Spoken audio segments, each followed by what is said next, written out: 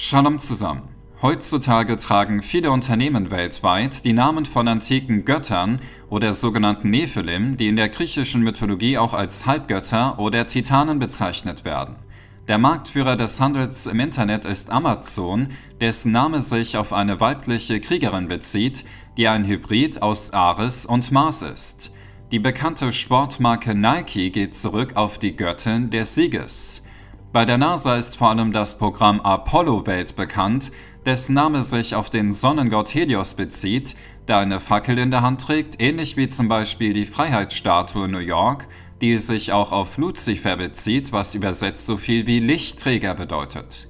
In der Schule hat man in Erdkunde oft einen Atlas gebraucht, was übersetzt Träger bedeutet, und ein Titan der griechischen Mythologie ist, der wiederum mit Atlantis zusammenhängt, was altgriechisch ist und Insel von Atlas bedeutet.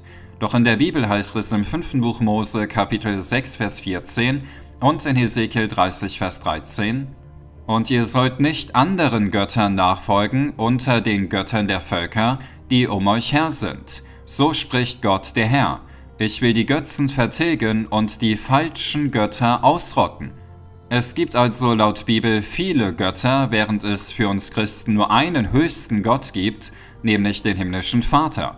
So heißt es im Neuen Testament im 1. Korintherbrief, Kapitel 8, ab Vers 5: Denn wenn es auch solche gibt, die Götter genannt werden, sei es im Himmel oder auf Erden, wie es ja auch wirklich viele Götter und viele Herren gibt, so gibt es doch für uns nur einen Gott, den Vater, von dem alle Dinge sind und wir für ihn, und einen Herrn Jesus Christus, durch den alle Dinge sind und wir durch ihn.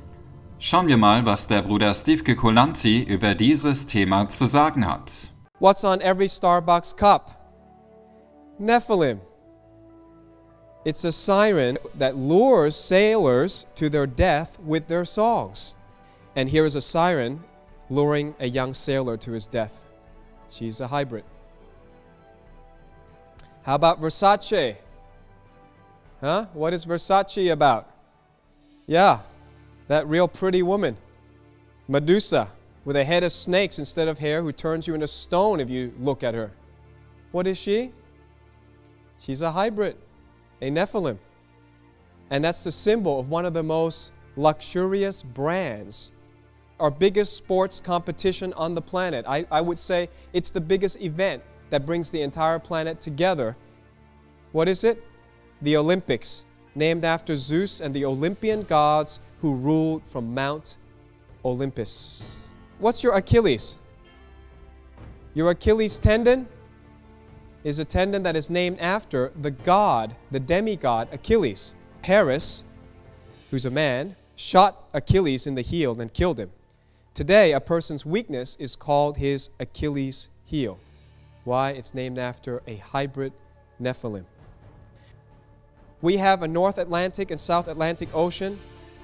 Where is that from? It's from a god named Atlas. He's a Titan. He lost the war against Zeus. He was condemned. Actually, Zeus condemned most of the Titans to Tartarus, which is the center of hell, but made Atlas stand on Gaia, which is Earth, to hold up Uranus, sky, to separate them.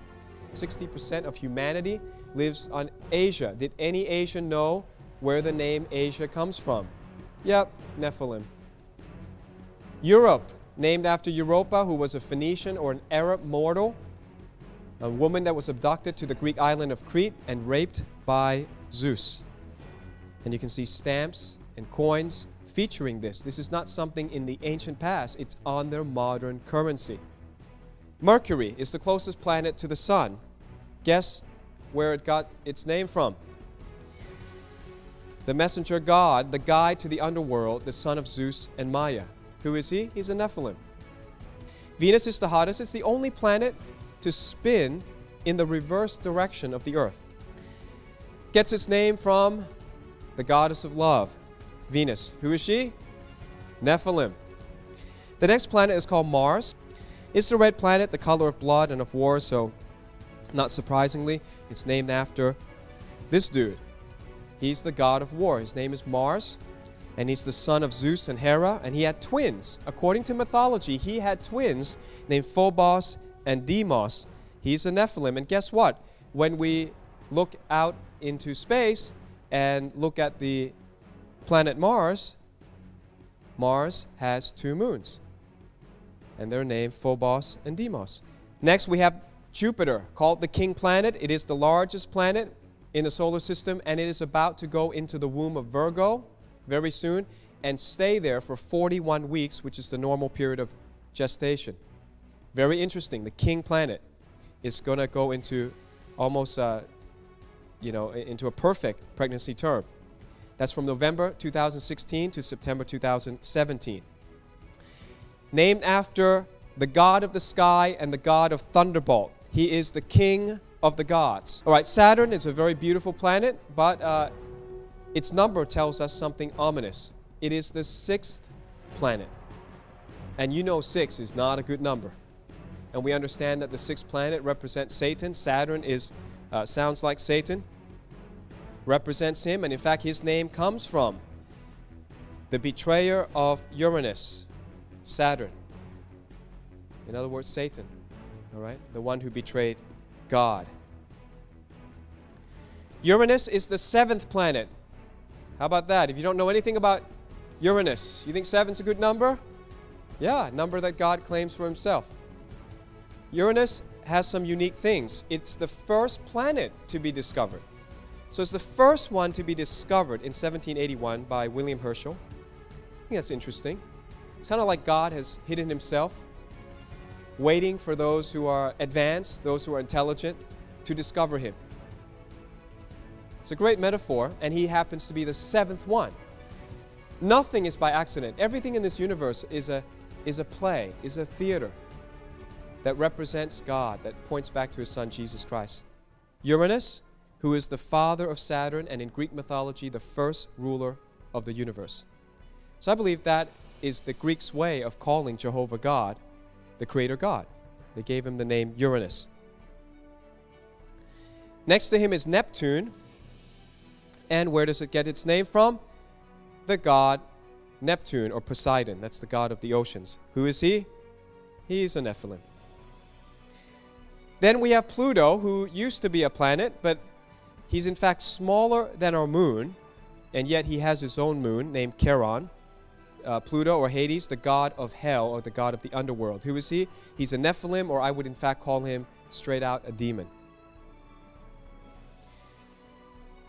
His moon is Charon. Who is he? He's the ferryman of Hades, carrying wicked souls across the river Styx to hell.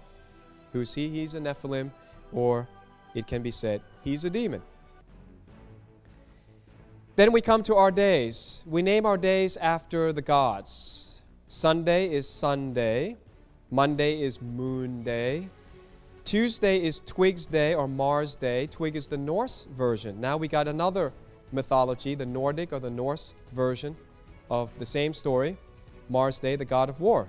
So Tuesday is the day of war for some reason. Wednesday is Woden's Day, or Mercury's Day, the god, the god to the underworld. Thursday is Thor's Day. Thor is the main god in the Norse mythology, so that's Jupiter, the god of the thunderbolt. In fact, the exact same symbolism. That's what Thor's Day or Thursday is. Friday is Frigg's Day, or Venus Day, the goddess of love. Saturday is Saturn's Day, which refers to Satan, or, depending on the European language, Sabbath Day, which would refer to God. We got January to December. Where do we get these from? January is Janus's month. February is from Februa. March is from Mars. April is from Aphrodite. May is from Maya. June is from Juno. July is from Julius Caesar. August is from Augustus Caesar. September, October, November, December are actually just Latin numbers. 7, 8, 9, 10. Chemical elements. Cerium, named after Ceres, a Nephilim. Europium, named after Europa, the Phoenician girl that got raped by Zeus. That's a human. Helium. We use the word helium all the time, don't you? Helium is a Nephilim, is Helios, the Greek sun god. Mercury. In a thermometer, there's mercury. Well, that's the god Mercury, the guide to the underworld, the Nephilim who takes you to hell. Neptunium, named after Neptune, the god of the oceans, a Nephilim. Plutonium, Now we're getting to space-age stuff. Plutonium, you can make a bomb out of plutonium. Guess what? Pluto, the guardian of hell, a demon.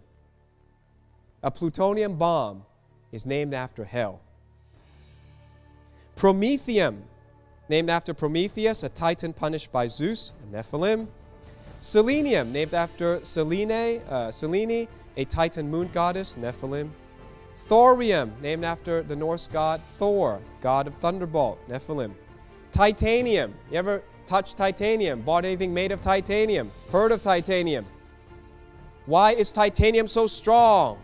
Because it's named after Titan, the first generation of giants, Nephilim. And uranium.